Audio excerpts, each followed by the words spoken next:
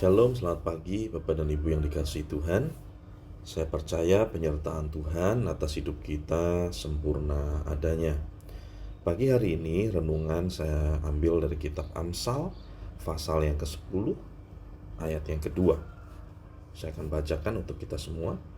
Amsal pasal yang ke-10 ayat yang kedua berkata, harta benda yang diperoleh dengan kefasikan tidak berguna, tetapi kebenaran menyelamatkan orang dari maut. Hari ini kita akan belajar bersama-sama mengenai harta benda dan bagaimana Alkitab mengajarkan kepada kita untuk mengelolanya. Kita akan belajar dari sebuah kisah di dalam perjanjian lama mengenai Yakub, ya.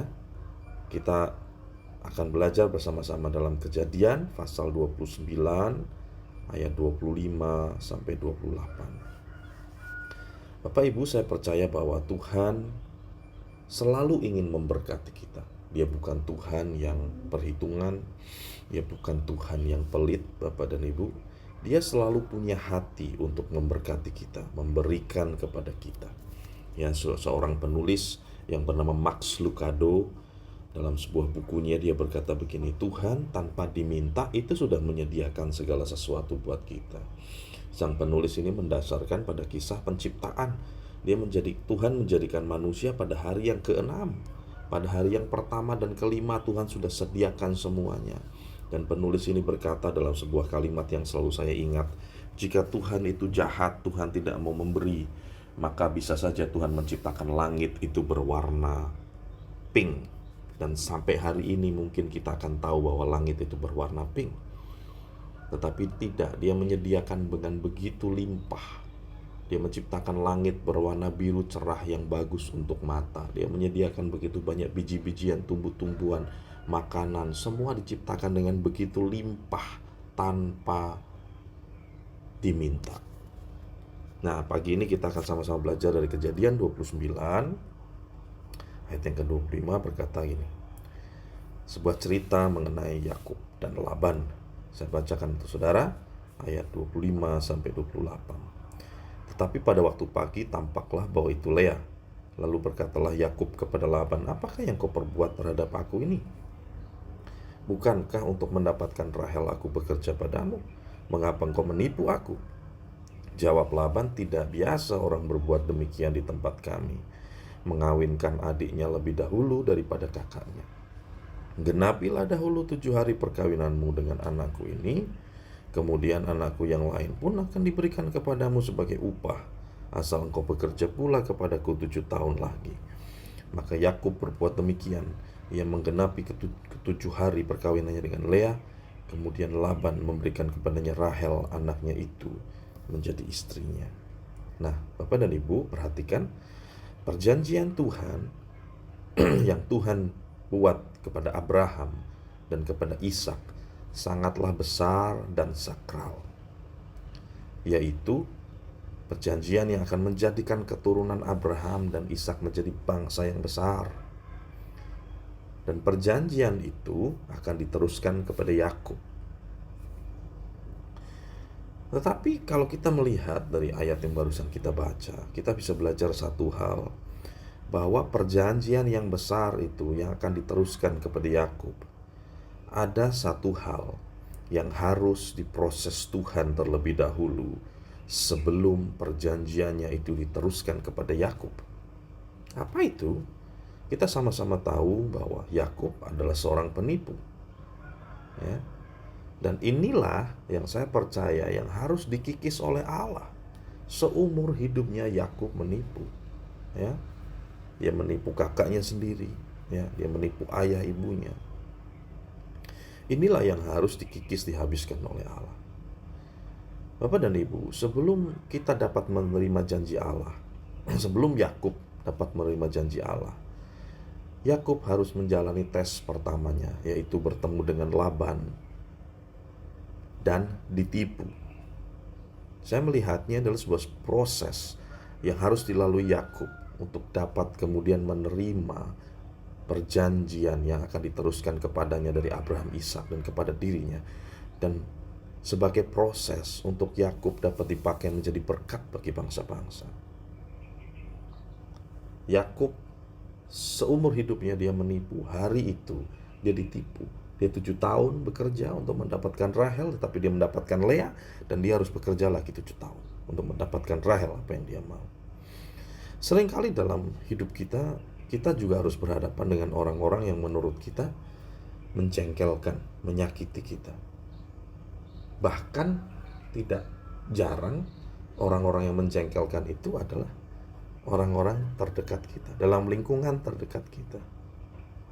Nah, melalui cerita ini saya percaya bahwa, perhatikan, Tuhan jauh lebih tertarik untuk membentuk karakter kita terlebih dahulu daripada asal memberkati kita. Saya ulangin, Tuhan jauh lebih tertarik jauh lebih tertarik membentuk karakter kita terlebih dahulu daripada sekedar memberkati kita.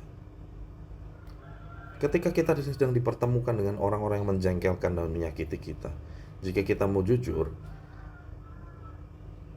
dari mereka lah sebetulnya kita sedang dites untuk memperlihatkan sikap asli kita dan siapa kita sebenarnya.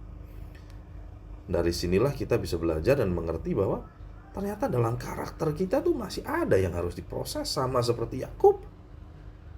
Bagi Tuhan, karakter jauh lebih berharga, lebih penting daripada sekedar yang berkat yang Dia berikan. Jika karakter kita sedang diproses, jangan berontak, saudaraku, jangan tolak. Sebab itu adalah masa persiapan kita untuk kita bisa menerima sesuatu yang lebih besar dan yang lebih baik yang sedang Tuhan persiapkan dalam hidup kita. Kalau kita kembali kepada Amsal yang kita baca tadi, Amsal 10 ayat yang kedua, harta benda yang diperoleh dalam kefasikan tidak berguna. Tetapi ketika kita siap, karakter kita sudah dibentuk oleh Tuhan. Ketika Tuhan memberkati kita, kita bisa mempergunakan berkat itu dengan baik dan kita bisa mengelolanya dengan baik. Tuhan Yesus memberkati kita. Kiranya Tuhan berkenan memberkati rumah keluargaku. Apa yang telah Tuhan berkati, diberkatilah untuk selamanya. Oh, sebab Tuhan melindungi, Tuhan menyinari dengan wajah-Nya, dan dikasih karunia damai sejahtera. Yesus baik bagiku, Tuhan baik bagiku. Tuhan baik untuk selamanya. Berkat-Nya melimpah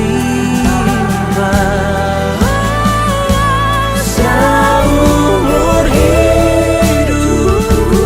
Berkat-Nya melimpah seumur hidup kita. Tuhan baik. Tuhan baik untuk selamanya.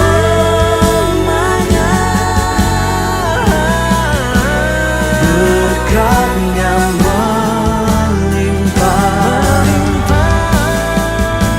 seumur hidupku.